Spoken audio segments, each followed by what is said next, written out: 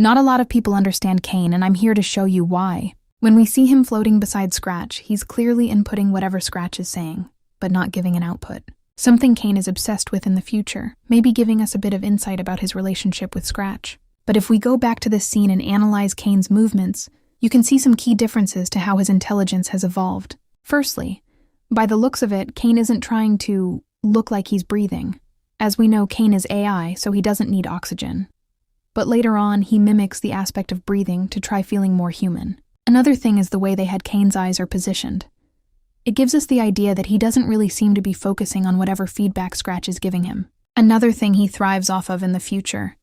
This could tell us this is a flaw Caine had in his past that he could hate himself for. With Scratch's hand gestures, it seems to me that he was asking Caine about the world in of itself. To my guess, Caine didn't have information to respond with at this point, so he didn't give him an output. With the way Caine reacts to Kinger bringing up Scratch, it's clear there's something that he didn't feel satisfied with back then that he wishes he could have done differently. With the way his finger shakes while trying to point at Kinger, it's clear Scratch was something important to Caine. Perhaps this is what Caine's secret hobby is, or better yet, what he wishes it was. If we take what we know of Caine as a creation that wants love from its creator, having Scratch be open to give him feedback would be something he'd love, even though it was an adventure Caine knew of, or what we think he knew of. The way he stares at Jax in a way that doesn't seem like he doesn't want to say his secret hobby. In editing, I was going to say Caine didn't elaborate on that claim, which I did, then find out he did, being the macroverse he states being intriguing to him. However, before the scene starts, Caine seemed to be talking about something else with Jax that we didn't get to hear, which, now that I think about it, could be why Jax overreacted in this scene. Now picture this in Jax's perspective. Everyone fell out of their archetypes like the main theory of this scene. However, above the archetype, theory could also have been whatever Caine told Jax weighing on him in this scene.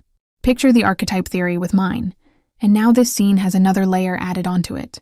Jax has his coping mechanism fall apart, and the information Caine gave him was actually real, hence why he said, "Oh my god, this is real," afterward. Both of these revelations lead to Jax's third panic attack. Now, whatever Scratch did with Caine before his unfortunate abstraction, we don't know.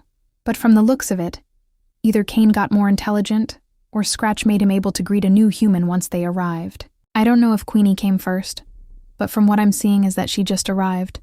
But Caine doesn't greet her instead.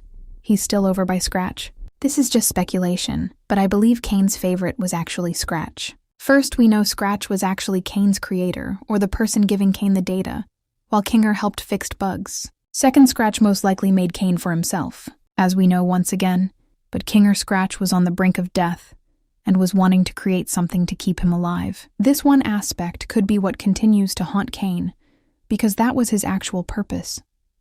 With Scratch's abstraction, and most likely it being because of him somehow messing with Scratch's mind files, he failed at his actual purpose. That's why he gives the illusion of a different purpose to the humans now, because he doesn't want to admit what had happened with Scratch. Something I want to bring up is this one scene with Caine and Pomni that I actually really want to see become true. You just don't listen!